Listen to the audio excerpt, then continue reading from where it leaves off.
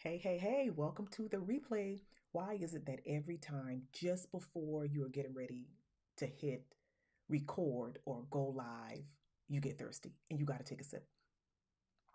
Happy Monday if you're watching this on Monday. Let me know in the comments what day of the week you're watching this. I am live right now across multiple channels, and I'm excited that you are here. So, my name is Monique James. I am a fractional CMO and a content strategist, and I work with online brand owners and nonprofit leaders and help them to get clarity on the elements of their marketing strategy so they can go out across all of the digital channels that they intend to use for their marketing and do it, be consistent without being overwhelmed, and with clarity.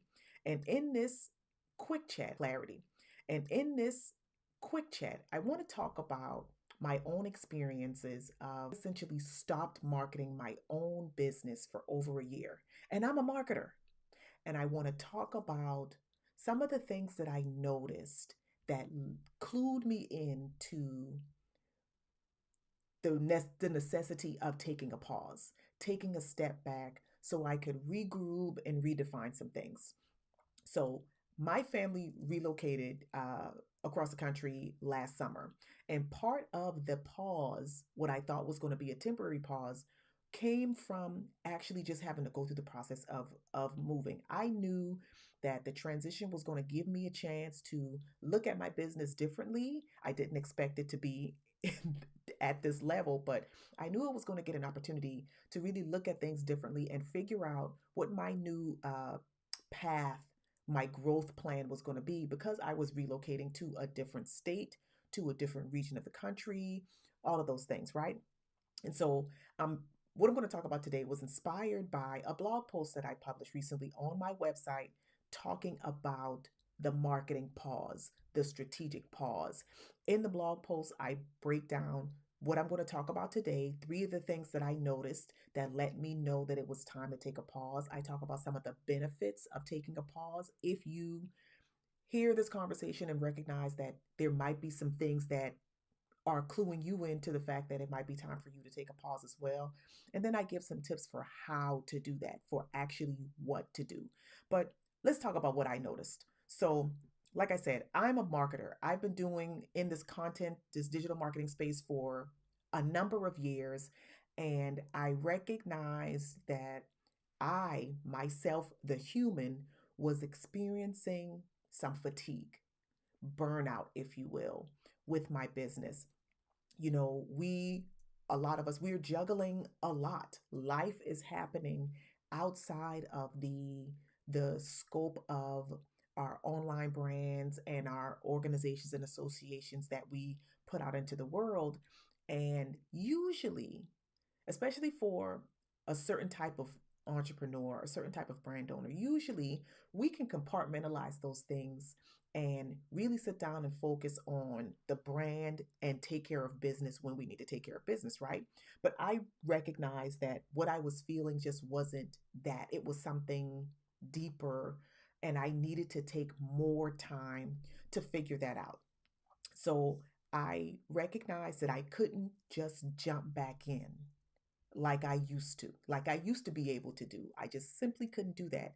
I needed to take my business back down to the studs, essentially, and really grapple with some of the questions that had been circling around in my mind and take the chance to figure it out. One of the things that I realized about my offers specifically is that what I was doing was definitely helpful. I am a big proponent of making sure that when you are designing your offers, knowing your intended customer profiles and designing your offers so that it really fits with what their needs are. So that's always been very important for me, very important in the work that I do with my clients. But I recognize with my own offers that I wasn't answering the complete question. Now, let me give you a little bit of insight into the brain of a marketer, right? And how when we think about offers and what we're selling, usually we're thinking about, okay, I'm going to create a thing and sell this thing. And once a customer buys this thing, it's going to open up a need for another thing. And so I'm going to create the next thing that's going to solve that problem. And that's going to open up another set of problems, right? It's a like a ladder, like an ascension ladder. And so I recognized that I wanted to answer a more complete question for my clients.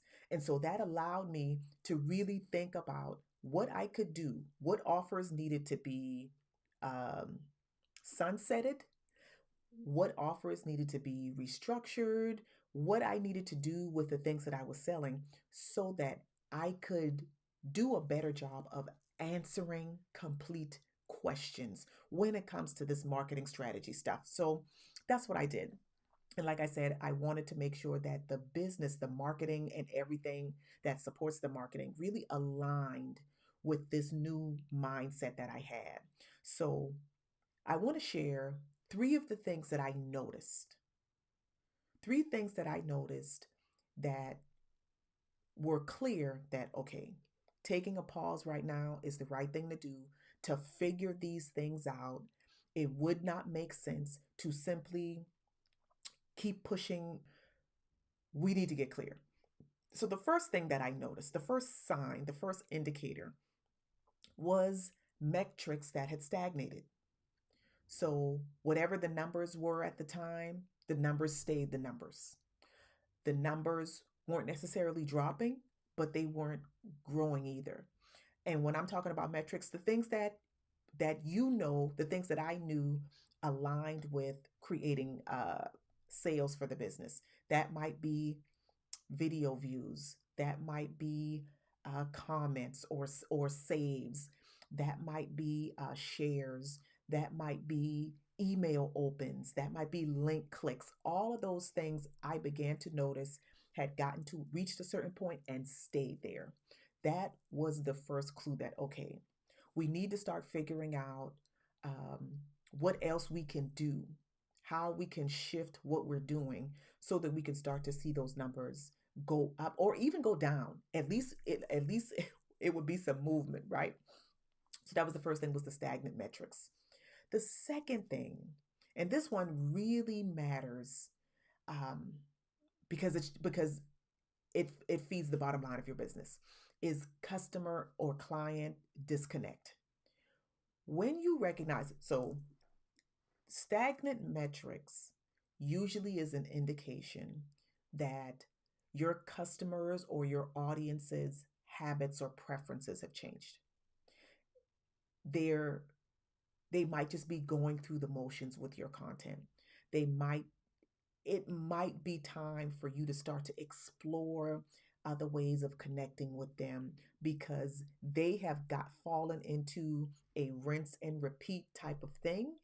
And if rinse and repeat with your content does not equal income, then it's time to figure something out. So that was the next thing that I recognized, is that the I I recognize that the habits, the preferences, the desires, the wants had changed. The way that they were engaging had changed.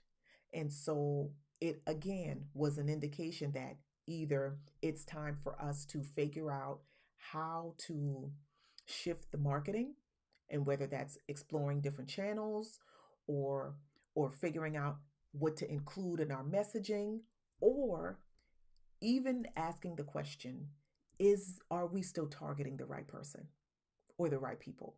So that was sign number two, this indicator number two. And then the third one, I touched on this already. The third one really was a feeling of fatigue. Like I wasn't excited to talk about this anymore. And if you know me, I could talk this digital marketing stuff, this content strategy stuff all day long, but I really felt exhausted by it. I didn't want to do it.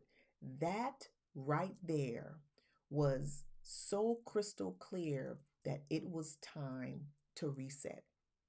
And if you're watching this and you have a team, here's the thing: understand that your energy as the leader will impact, it will affect the people on your team.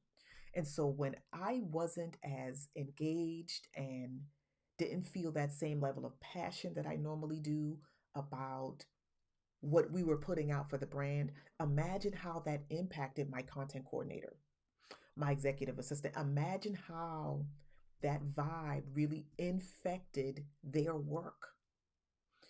It it was so clear that I needed to really take a step back and answer some difficult questions. Some questions that didn't have immediate answers. I needed to give those things time to marinate and give myself time to process whatever it was that I needed to process so that the answer would show up, so that the clarity would come. That was necessary. That is why the pause happened. And like I said, I expected on some level we were going to pause because a lot of the work that I do is hands on. I work one on one with clients. And while we were moving, I simply couldn't do that. So I knew that we were going to need to adjust operations just so I could focus on what was happening in my family.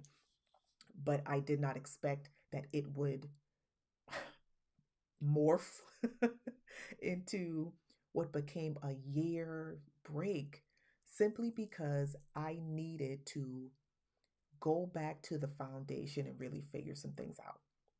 And so coming out of it now, coming out of that season where I did take that step back and I did have to take that pause, armed with new clarity, armed with a new sense of passion, armed with a new focus and a new vision about how I want my brand to show up, the types of people that I want to serve and support, and the type of work that I want to do. Now it's ease filled. Now the process is ease filled. I will say this: I didn't even want to go live to talk about stuff. And for years,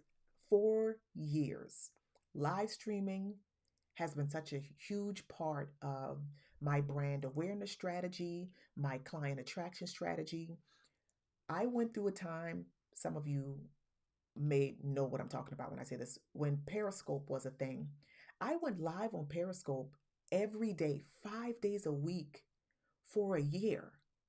I'm never short on ideas. I always have ideas, but I recognized again when I didn't even want to go live to talk about the article that I just read or the book that I just finished or something that was happening in pop culture and how it related to marketing strategy. I mean, the whole Taylor Swift thing with the Eras tour, I mean, it's a whole thing. Beyonce, document what you would document with the intent to distribute. That was a live that I did way back in the day. So anyway, I had to be honest with myself about what was going on in me and in my brand so that I could approach the pause without ego, but with curiosity to arrive at the answer.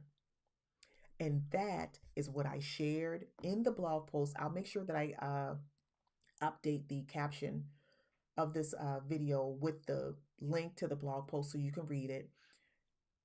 But I want to encourage you, if any of those three things that I listed resonated on some level with you, I want to strongly encourage you to lean in. Lean into the discomfort, the little agitation that you might have felt when I said something.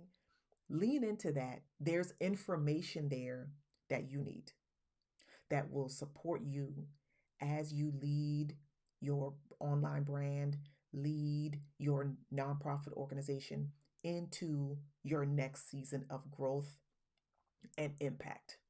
So, that is what I wanted to share with you all on this wonderful, at the time that I'm doing this broadcast, Monday morning. If you have any comments, drop them below. If you have any questions, drop them below.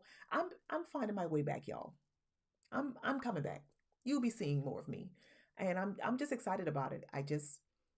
I can attest personally that giving myself that time to regroup, reevaluate, restructure, redesign. It was what I needed. And if you think that it's what you need, please do not let the pressure of what's happening in these digital streets make you feel like you are missing out or that you can't do not measure up because you are comparing yourself to somebody else.